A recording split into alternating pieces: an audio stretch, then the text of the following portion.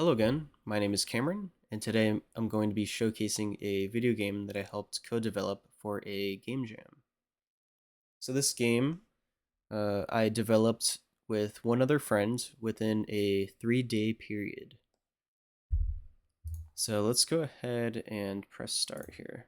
So pretty much the premise of this game is that you have to destroy planets and avoid black holes. And when you destroy planets, you gain points. Um, Pretty much this game jam was a mini jam, and the theme was empty. So we made it space themed. And there was also a limitation, which was that it needed to be a roguelike, which, as you can see, this is more like an arcade game than a roguelike. But the minimum requirements was that it needed to reset your progress once you died, which um, this does. And then it also needed some sense of procedural generation, which is implemented via the spawning of planets as you travel about. So, pretty much, my friends developed the planets so that they would explode and so they would generate randomly as you move about.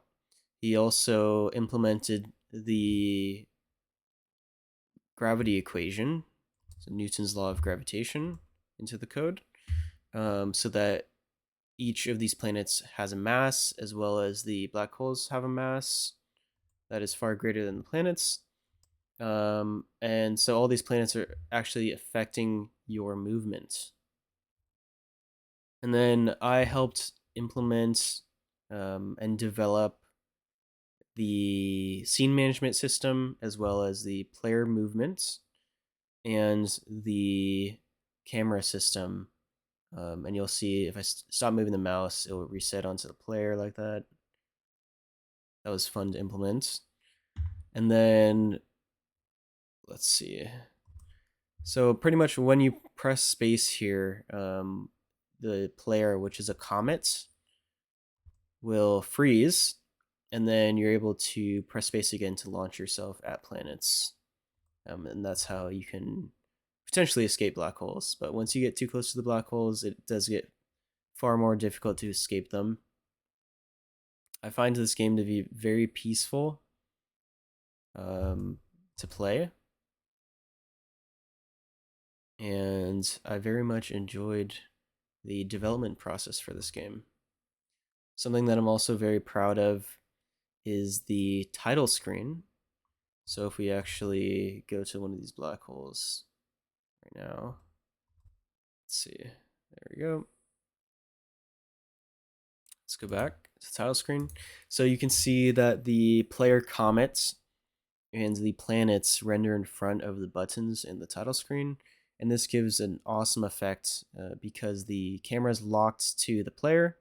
And so when you blow up a planet, well, when the player goes towards a planet like this, it covers the screen, and then the explosion of the planet reveals the title text, which looks amazing.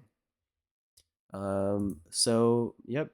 And then last thing is that when you start your game, there's a random chance that the pretty much the backgrounds or the skybox will change randomly, um, which is a nice addition. So it's a bit different each time. But that is about it. Thank you for watching.